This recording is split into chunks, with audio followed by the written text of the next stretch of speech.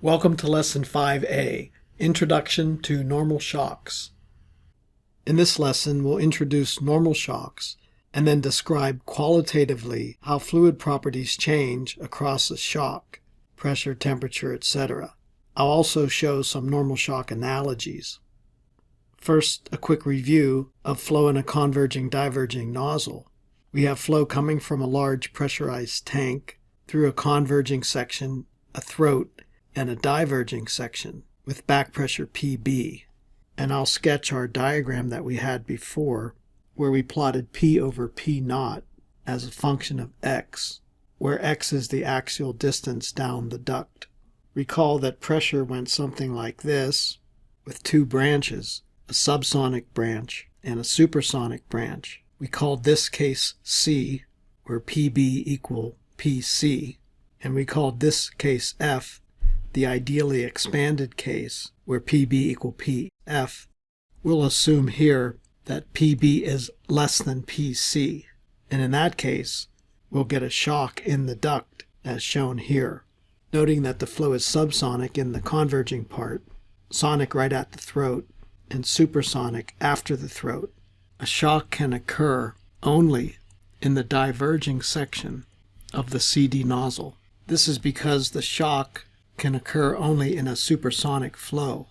The flow across the normal shock goes from supersonic to subsonic, and with the shock at this position, the pressure rises across the shock and then continues to rise subsonically, and we called this case D.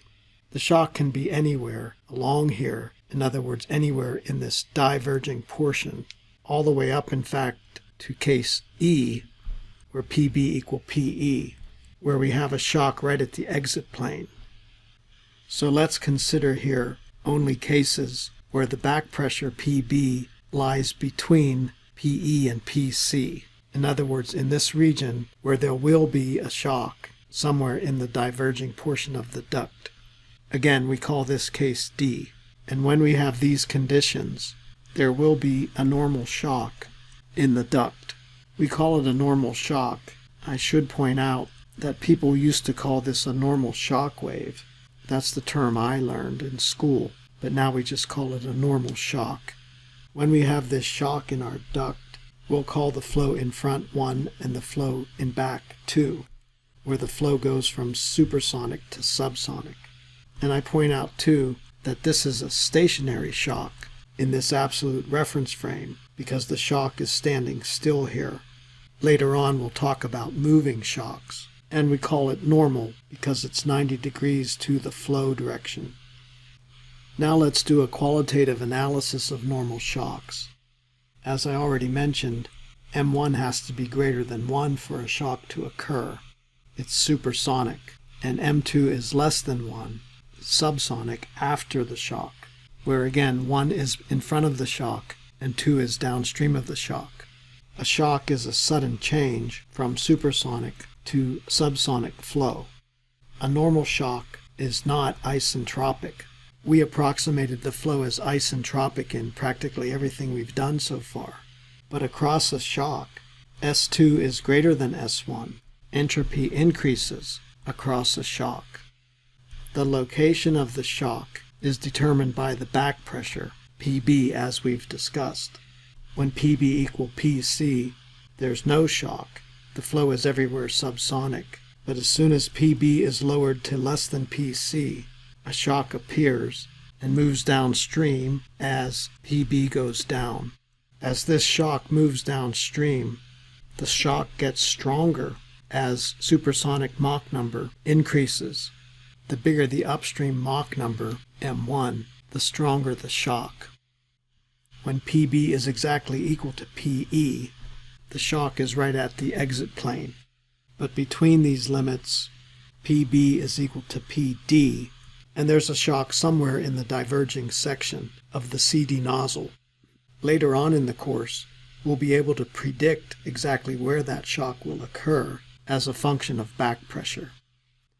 A shock is a sudden rise in pressure and temperature. In other words, P2 is greater than P1 and T2 is greater than T1. If we plot pressure as a function of distance at the location of the shock, we approximate it as an instantaneous rise in pressure from P1 to P2, where in real life, the pressure rise is shaped something like this, a little bit more smooth. But this distance where pressure changes is really thin. How thin is it, dude? I knew you'd ask that, Joe. It's typically on the order of only a few microns. That's crazy thin, man. The same thing happens with temperature. Temperature goes from T1 to T2 across a few microns. So for all practical purposes, a sudden rise is a good approximation.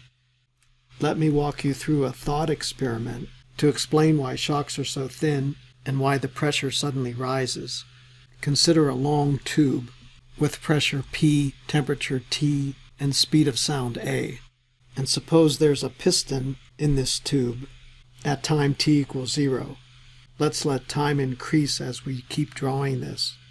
At some short time later, t equal delta t, the piston starts moving at speed delta v, impulsively. When that happens, a sound wave will travel down the tube at speed a, where a is determined by the downstream conditions.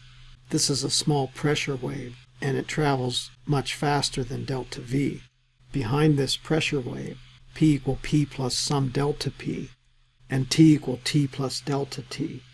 Now consider the next time step, 2 delta t. The piston moves down even more. This speed is now 2 delta v. This pressure wave, meanwhile, has moved down here. But because of this sudden acceleration, we get a further pressure rise and another pressure wave that moves a little bit faster. We'll call it A plus delta A. The pressure here is still P plus delta P and the temperature T plus delta T. But here, P is greater than P plus delta P and T is greater than T plus delta T. And this pressure wave moves faster than this one because the temperature here is greater than the temperature here. Well, you can see what's going to happen. This pressure wave will eventually catch up with this one. At t equal 3t, this first pressure wave will have moved way down here, the second pressure wave will have moved here, and the piston has accelerated even more. We'll call it 3 delta v. And yet another even faster pressure wave moves down the tube. The second pressure wave chases the first one. The third pressure wave chases the second one.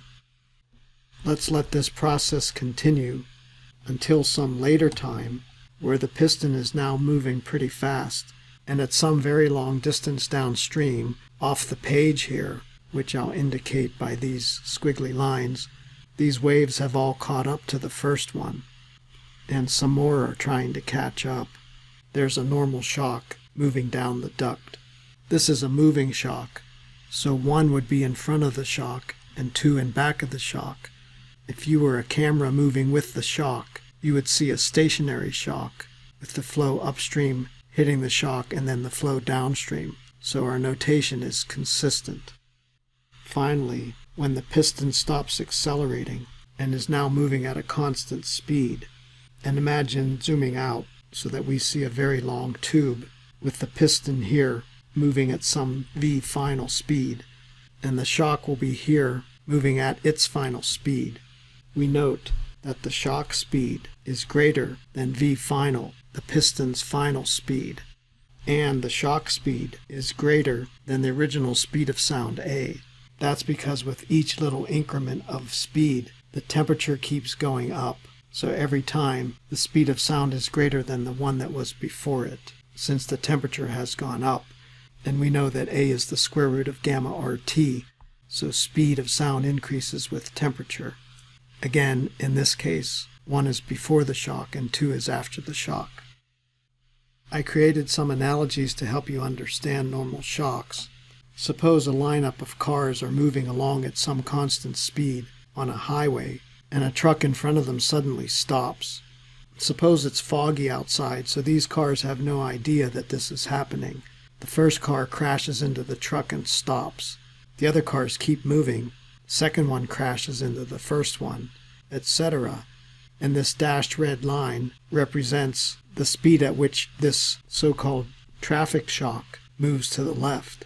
This is a much steeper slope than this blue line, which indicates the speed of the cars. Of course, this is a sequence of snapshots as time is increasing. Now imagine that you're a camera moving with this dashed red line. So you're moving to the left. We have condition 1 to the left of this traffic shock and condition 2 to the right of it. So as you're moving with this traffic shock, you see flow coming in from the left, crossing the shock, and then moving to the right, where we have a sudden increase in car density. These drivers don't know anything that's happening until it hits the shock. That's analogous to flow through a normal shock, where the flow coming from the left has no idea anything is happening until it hits the shock, a sudden increase in pressure, temperature, and density. A skier pile-up analogy is very similar. These skiers are coming along. The first one hits a tree, the second one hits him, etc. We can call this a skier shock. Again, if these guys don't see what's happening in front of them, perhaps it's snowing hard or it's foggy, they're moving along at constant speed until they hit this pile-up. Here's the reference for this silly cartoon. It's very similar to what I did with the car analogy, but the flow here is from left to right, the opposite of my car analogy. I created another one called the coin analogy. Suppose we have coins lined up like this with a rod that pushes them at some speed v2. At a later time, the coins have kind of bunched up here. We have a sudden increase of coin density, and we have a coin shock that moves at speed vs. These coins are stationary, and the shock moves faster than this rod that's pushing them. At a later time, the shock has moved way down here, and the pushing rod has moved here. Again, we label this 1 before the shock and 2 after the shock. Some quick comments. The vertical red line is analogous to a moving normal shock. As I said, Vs is greater than V2. This wavefront of coins moves faster than the rod itself. As with the cars or the skiers, these coins know nothing about what's going to happen to them until this shock hits them. Similarly, for a stationary shock in a gas, the flow in region 1, upstream of the shock, is moving along without any knowledge of what's happening until it hits the shock, and suddenly the speed decreases, pressure goes up, temperature goes up, and density goes up. I set up a little experiment pushing some coins with my cell phone. The red line is the wavefront of the coins, which represents the shock. Regions 1 and 2 are analogous to the flow before and after this moving shock. I show here some pictures of actual shocks. These are from my fluids book. This is a spherical shock moving out towards the ambient air. Condition 1 would be before the shock hits and 2 after. And this picture is of the diverging section of a converging-diverging nozzle, where we have a shock here that's stationary. Here 1 would be before the shock and 2 after the shock. Finally, I give a qualitative summary of what properties increase across the shock. We're talking about a stationary shock here. What properties decrease and what properties stay the same. We know already that pressure, temperature, and density go up, and entropy goes up. It turns out that A star also goes up, and these two for an ideal gas are related to temperature, so speed of sound and specific enthalpy also go up. Mach number, stagnation pressure, stagnation density, and speed decrease across the shock. There are very few properties that stay the same across the shock. It turns out that stagnation temperature does not change, and therefore stagnation enthalpy and critical speed of sound do not change across the shock. In future lessons, we'll find equations for all of these properties as they go through a shock. Thank you for watching this video. Please subscribe to my YouTube channel for more videos. 1, 2, 3. That's all there is to it.